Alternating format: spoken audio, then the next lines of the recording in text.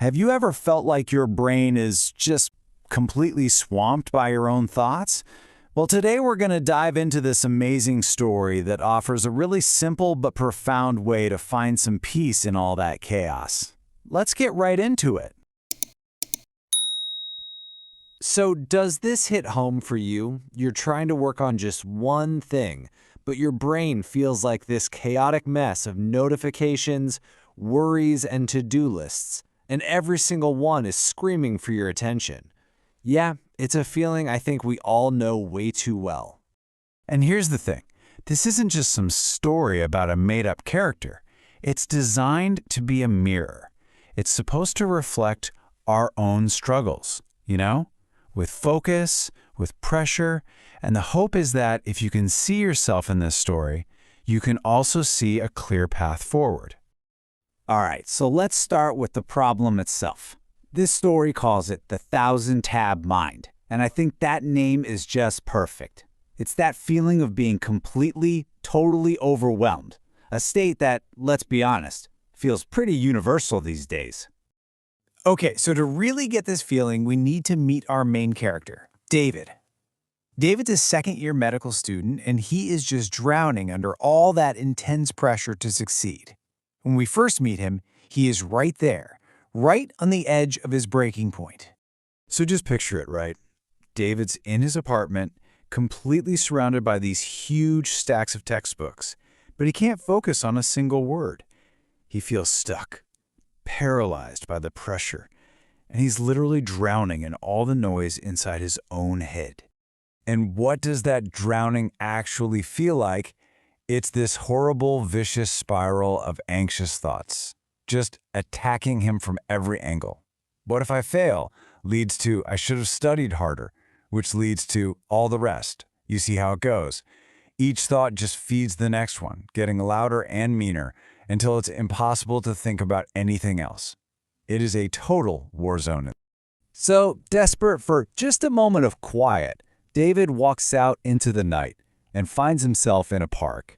And it's right here, when he's at his absolute lowest point, that an unexpected encounter is about to change everything. He sees an old man who just looks completely at peace. And the man looks right at David and says something so simple, but so profound. "You carry a heavy load, young man." Just like that, he saw right through David's internal chaos without him having to say a single word. Then the old man offers this brilliant metaphor. He says, David's mind is like a jar of water. Think about it. When you're constantly shaking it up with thoughts of the past and worries about the future, the water gets all cloudy, right? You can't see through it.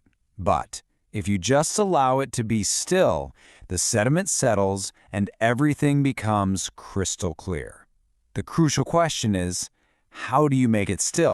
The next morning, the old man gives David this challenge. And it sounds so simple, almost like a game for a child. But that last rule, do not spill a single drop, well, that's the key. That is the entire lesson, right there. And you can probably guess what happens. David fails. Of course he does. The second he starts walking, those anxious thoughts come flooding back. What if I mess this up? I should be studying.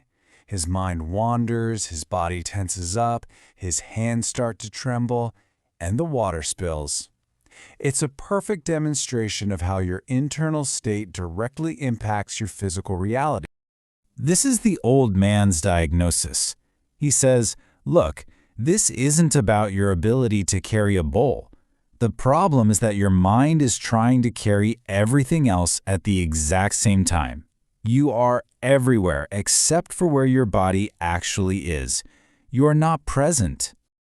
Okay. So now that the problem has been identified, the old man reveals the solution. He shares a new way of thinking, or really a new way of being, that's going to become David's path out of all this chaos. And to show David that the stakes here are very, very real, the old man reveals a painful secret from his past. He tells David that he was once a surgeon, but a single moment of mental distraction during a critical operation had devastating consequences. It forced him to quit medicine. So for him, this lesson isn't just a nice theory. It's a hard-won, life-altering truth. So what is the practice he teaches? It's deceptively simple.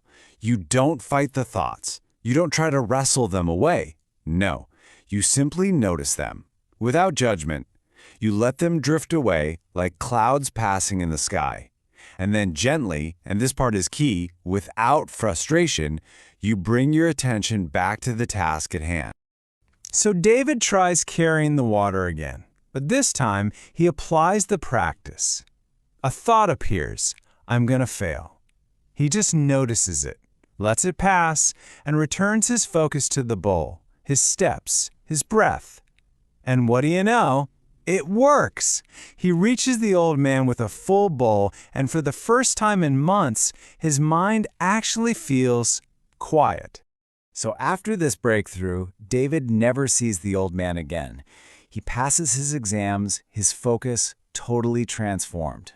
But months later, a chance encounter in the hospital leads to a really stunning revelation. Months go by.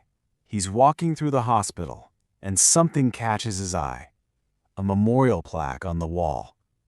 He stops, looks closer, and his breath just catches in his throat. He recognizes the face in the photo.